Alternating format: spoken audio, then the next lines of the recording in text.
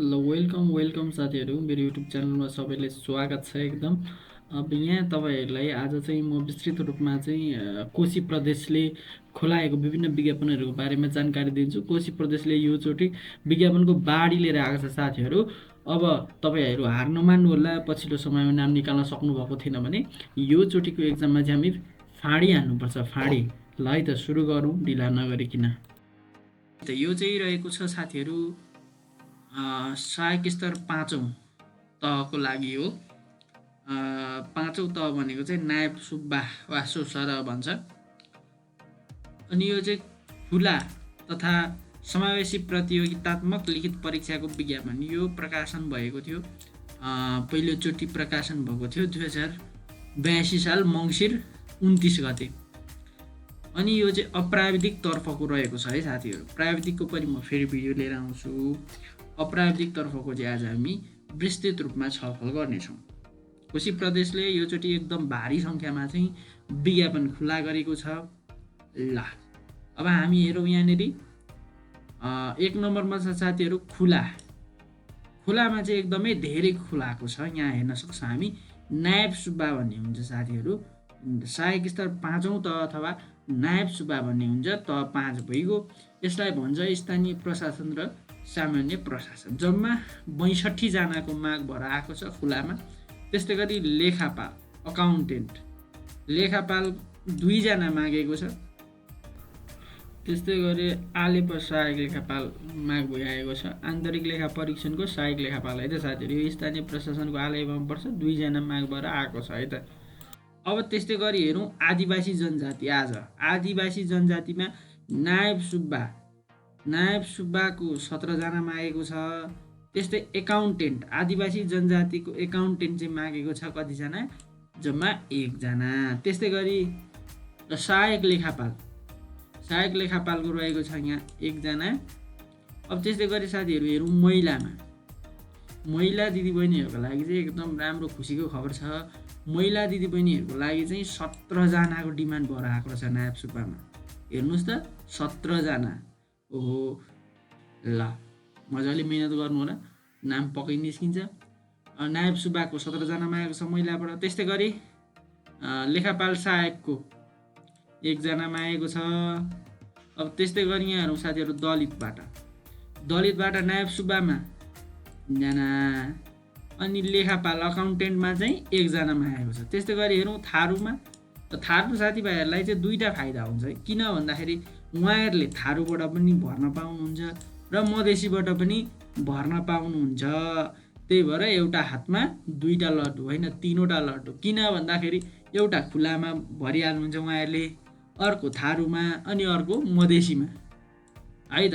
3 ठाउँमा चाहिँ कोटा हालेर लेख्दाखेरि एउटामा त लगभग नाम निस्किन्छ मिहिनेत गर्नुभएको छ भने है त। अब मधेसीको नायब सुब्बामा मात्रै खुलाएको छ। कतिजना मागो? 2 जना। अब त्यस्तै मुस्लिममा साथीहरू हेरौँ। मुस्लिममा 2 जना मागेको छ। त्यस्तै गरी अपाङ्गमा नायब सुब्बै मागेको छ 2 जना। त्यस्तै अब यो चाहिँ तथ्याङ्क सहायक हो है त। फेरि अब खुला भन्नाले माथि पनि खुला देख्नु भएको छ, यहाँ पनि कन्फ्युज नहुनु होला। यो चाहिँ तथ्याङ्क सहायकको मात्रै हो। ओके, खुला तथ्याङ्क सहायकको 1 जना। अब आदिवासी जनजातिको महिला विकास निरीक्षक। अब आदिवासी जनजातिका महिलाहरूले मात्रै यो महिला विकास निरीक्षकमा चाहिँ आवेदन दिन पाउनुहुन्छ। अब यहाँ हेर्नु त स्थानीय प्रशासन विविध महिला विकास भनेको छ। कतिजना? 1 जना है त। अब त्यस्तै गरी यहाँ हेरौँ कानुनको आएको छ। कानुनको डिमान्ड भएको छ खुलामा नायब सुब्बा कानुनको है त। नायब सुब्बा कतिजना त? 2 जना है त। यो स्पेसल्ली यो कानुनको नायब सुब्बा भनेको चाहिँ समन्वय समितितिर अथवा जिल्ला सभातिर अथवा गाउँपालिका नगरपालिकाकै न्यायिक समितिको रेखदेख गर्नेको काम गर्छ यसले। अब त्यस्तै हेरौँ यहाँनिर आदिवासी जनजातिको नायब सुब्बा केमा भन्दाखेरि कानुनमा है त। कतिजना? 1 जना। अब फेरि दलित आयो है त। ल दलितको लागि चाहिँ नायब सुब्बा के हो भन्दाखेरि कानुन। अघि मैले माथि भने जस्तै कतिजना माग्यो? 1 जना माग्यो है त। अब यहाँ हेरौँ साथीहरू अर्को कुरा छ परीक्षा मिति र समय, आखिर परीक्षा कहिले हुन्छ त? अब मैले यहाँबाट भनिराख्दाखेरि तपाईँहरूले यो स्क्रिनसट लिएर हेर्नु होला। साथसाथै तपाईँहरूले यसको वैधानिक वेबसाइटमा गएर पनि हेर्न सक्नुहुन्छ है त। ल यहाँ हेरौँ। अब माथि भएका सबै प्रशासन हुनुपर्ने, प्रशासन भएछ, सरी, प्रशासन, सामान्य प्रशासन, लेखा, सहायक लेखापालको चाहिँ एक्जाम कहिले हुन्छ भन्दाखेरि चाहिँ यहीँ छ, यहाँ हेर्न सक्नुहुन्छ। नायब सुब्बा, लेखापाल, आलेप सहायक छ, यिनीहरूको एक्जाम प्रथम पत्रको हुन्छ फागुन 30 गते। कहिले त? बिहान 7 बजे। प्रथम पत्र चाहिँ प्राय बिहानै हुन्छ है कोशी प्रदेशमा साथीहरू। मैले दिँदा पनि बिहानै थियो होइन, अहिले पनि बिहानै राखेको रहेछ है त। ल यो चाहिँ एकदम राम्रो हो, एकदम बिहानै जानु होला। फेरि 7:30 बजे एक्जाम हो, म त 7 बजे मात्रै जान्छु भन्नु होला र त्यहाँ अलमल होला। अलिक छिटै जानु, 6 बजे नै जानु।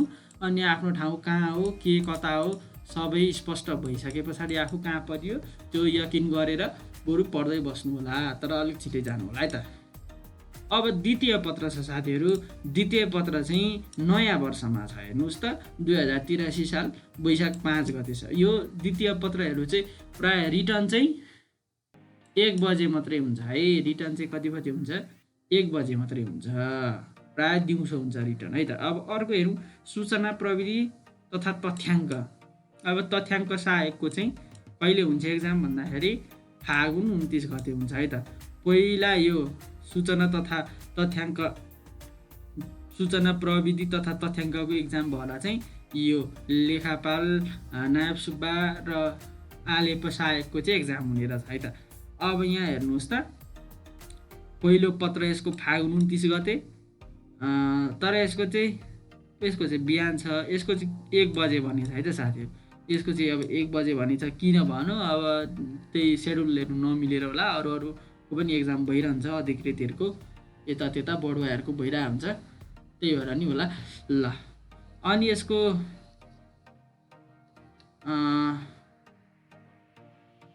द्वितीय पत्रको हेरौँ। चैत्र 26 गते दिउँसो 1 बजे, चैत्र 26 गते दिउँसो 1 बजे रहेको छ यसको द्वितीय पत्र। त्यस्तै गरी हेरौँ, अर्कोमा हेरौँ, प्रशासन विविध महिला विकास। ओके, महिला विकासको चाहिँ एउटा मात्रै अघि विज्ञापन खुलाएको थियो है त। अब यहाँ हेरौँ, महिला दिदीबहिनीहरू, महिला विकास निरीक्षकको चाहिँ कहिले पहिलो पत्रको एक्जाम कहिले रहेछ भन्दाखेरि 12 महिना 1 गते, चैत्र 1 गते बिहानको 7:30 बजे है त। अनि द्वितीय पत्र चाहिँ कहिले हुन्छ भन्दाखेरि चैत्र 27 गते चाहिँ यसको द्वितीय पत्र हुने रहेछ। एक्जाम अलिकति छिटै नै हुने रहेछ साथीहरू।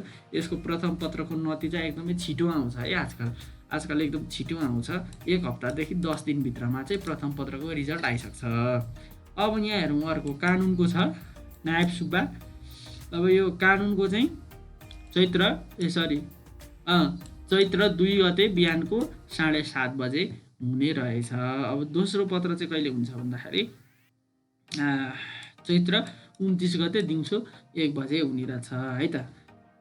ल अब दरखास्त शुल्क कति तिर्नुपर्छ भन्दाखेरि यहाँ हेर्नु त साथीहरू, त 5 सबै त्यो माथि जति पदहरू खुलाएको थियो त्यो सबै पदको चाहिँ अब पहिलो खुल्लामा तपाईँले आवेदन दिँदाखेरि अनिवार्य रूपमा खुल्लामा तिर्दाखेरि 700 रुपियाँ तिर्नुपर्छ। अनि यदि तपाईँ समावेशी समूहमा हुनुहुन्छ भने प्रत्येक समावेशी समूहको चाहिँ 200 रुपियाँ थपेर जम्मा 900 रुपियाँ हुन्छ। त्यो चाहिँ तपाईँहरूले 900 रुपियाँ तिर्नुपर्छ। अब महिला पनि हुनुहुन्छ, अनि त्यस पछाडि दलित पनि हुनुहुन्छ भने तपाईँहरूले 400 रुपियाँ चाहिँ एक्स्ट्रा तिर्नु पर्यो है त। सुरुमा महिलाहरूले खुलामा 700 रुपियाँ तिर्नुहुन्छ होइन, खुलामा 700 रुपियाँ तिर्नुहुन्छ। त्यस पछाडि समावेशी महिला कोटामा 200 रुपियाँ एक्स्ट्रा तिर्नु पर्यो होइन। यदि दलित हुनुहुन्छ भने फेरि दलितमा पनि उहाँहरूले एक्स्ट्रा 200 रुपियाँमा तिर्नु पर्यो है त। यसरी जम्मा 1100 रुपियाँ चाहिँ तिर्नुपर्ने हुन्छ। बुझिहाल्नुभयो होला यो कुरा है त। तपाईँहरूलाई टेन्सनै गर्नु पर्दैन पैसा कति तिर्ने भन्दाखेरि तपाईँहरूले आवेदन दिँदाखेरि अब कुनमा चाहिँ भर्ने हो भनेर टिक लाउँदाखेरि सबै पैसा क्यालकुलेसन भएर तल टोटल देखाइहाल्छ है त। टेन्सन लिनै पर्दैन यसको बारेमा। अब यहाँ हेरौँ दरखास्त दिने मिति चाहिँ कहिले छ भन्दाखेरि अन्तिम दरखास्त दिने मिति चाहिँ यो पुसको 20 गतेभित्रमा दिइसक्नुपर्ने हुन्छ है त साथीहरू। पुसको 20 गतेभित्र जहिले दिए पनि हुन्छ, दरखास्त दिनुपर्ने हुन्छ। अब दोब्बर दरखास्त आवेदन दिने अन्तिम मिति चाहिँ 27 गतेसम्म रहेको छ है त। ओके, 20 गतेसम्म चाहिँ हामीले जसरी अहिले भन्नु पऱ्यो 20 गतेदेखि 27 गतेसम्म चाहिँ हामीले डबल पैसा तिरेर चाहिँ आवेदन दिन सक्छौँ। अब साथीहरू कुरा गरौँ परीक्षा केन्द्रको। परीक्षा केन्द्र चाहिँ प्रदेश लोकसेवा आयोग कोशी प्रदेशको वेबसाइटमा पछाडि प्रकाशन हुनेछ। त्यो विराटनगरको होरतिर परतिरको स्कुलहरूमा पर्छ है त। अब हामी पाठ्यक्रम चाहिँ अर्को भिडियोमा लिएर आउँछौँ। दमदारका साथ पढाइ गर्नुहोला।